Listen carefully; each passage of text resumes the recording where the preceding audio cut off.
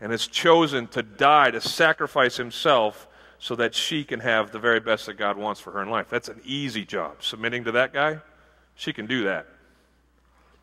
So the onus then is on the man.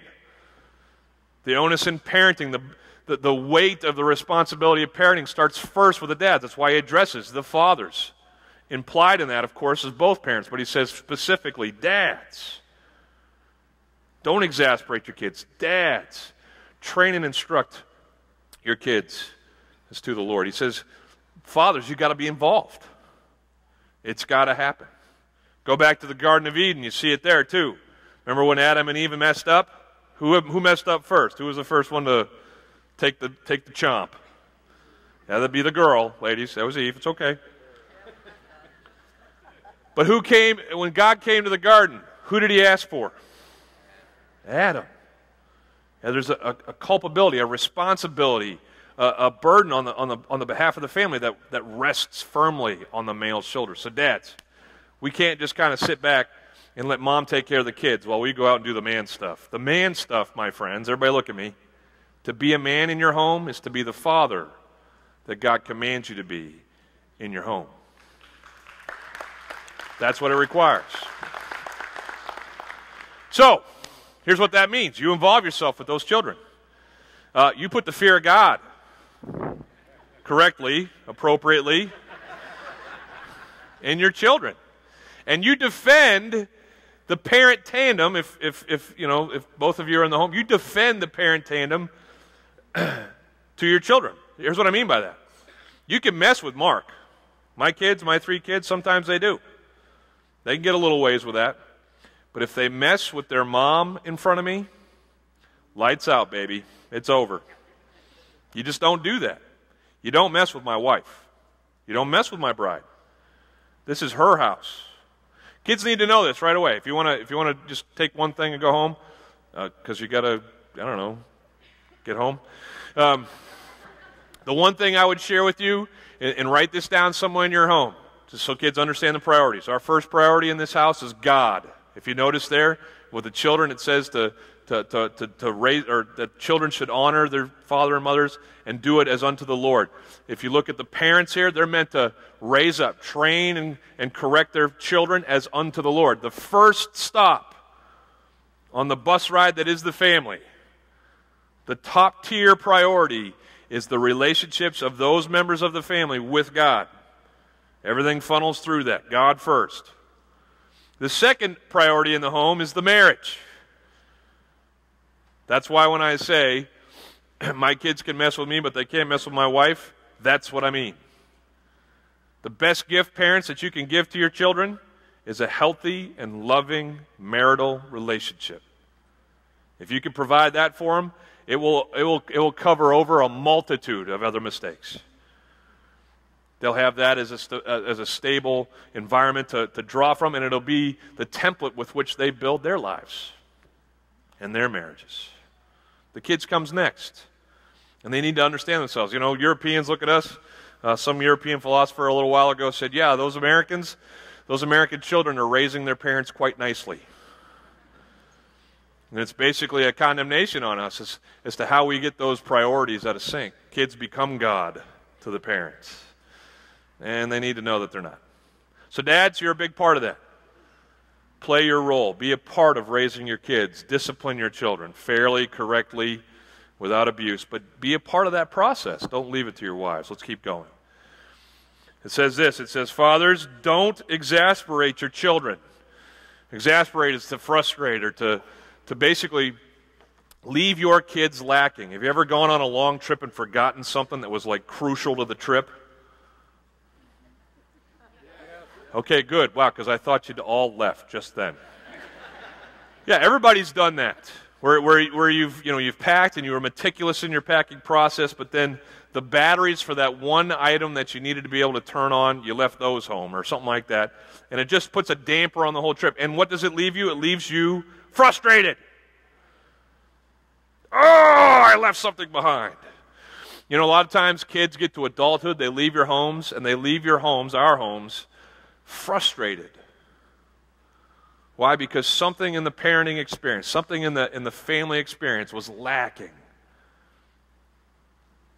It's usually because as parents, we could get rocked in our discipline. We can get moved and pushed away from the things that God has us to do. Let me share with you some of those things that occur that can take us away from discipline. The first one is this, is that sometimes we can approach parenting and be too harsh. You see that in your notes? If you grew up in this family, if you grew up knowing someone in this family, you knew that that kid or you couldn't do anything right. Everything was not good enough for your parents. Is this a great and stable environment to be growing up in? Now, it makes them, pretty overachieving adults, usually, but it makes them pretty angry adults. Can we all agree that our children are going to make mistakes? And do? Yeah, when I get pictures of newborns from our friends or whatever, it's not my first thought, but as a theologian, as someone thinks in those terms, I always think, oh, there's another sinner.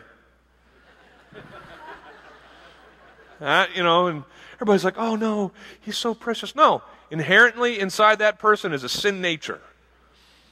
And all you need to know that, or to believe that, or to understand that that's true, is to go next door and hang out with the 1-year-olds, or not the 1, they're too young, but the 2-year-olds. No one teaches them to do the sins that they do. They figure it out all on their own. It's because when they're born, it's in there. Self, greed, violence. You ever seen a 2-year-old be separated from the toy he likes? That's a mess, isn't it? Yeah. Yeah, they're born wrong. But here's what happens a lot of times.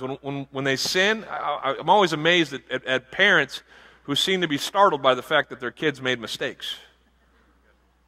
How is this possible? You're my son. Okay. And there's your answer. You're a sinner. You made another one. And he's going to make mistakes. And so we come to these kids with these unreasonable and ungracious and unforgiving standards. And we end up, emotionally just whipping them. They may not show any marks on the outside, but they're defeated. They're frustrated. And we've got to be careful not to be too harsh. We've got to be careful, on the other hand, not to be too lenient. Have you seen this parent? The one who can't make their kid do what they want to do? I was sitting in an airport a few years back, and I kid you not, we were waiting for the flight. This lady was on my plane. She had like a 2 or 3-year-old. The kid had an open bottle of Coke and was walking around like this. We were having a great time. It looked like fun. But it was terribly disturbing and destructive. The mom, first shake, Johnny, stop that. Johnny, stop that? How about Johnny smack Coke bottle in my hand, sit down? How about that?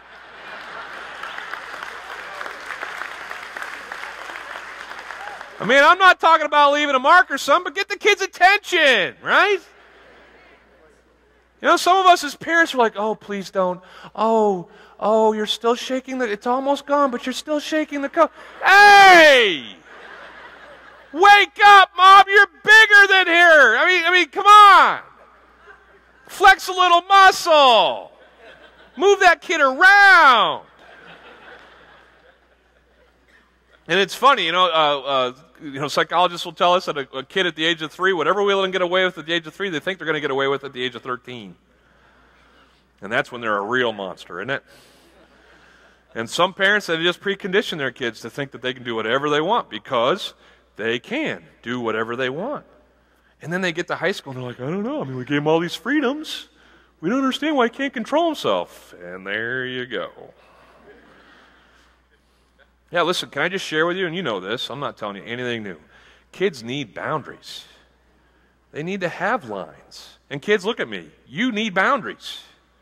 You really do. Can I share with you that when you grow up, there's not going to be a nice mom and dad hanging around, just trying to teach you these things gently.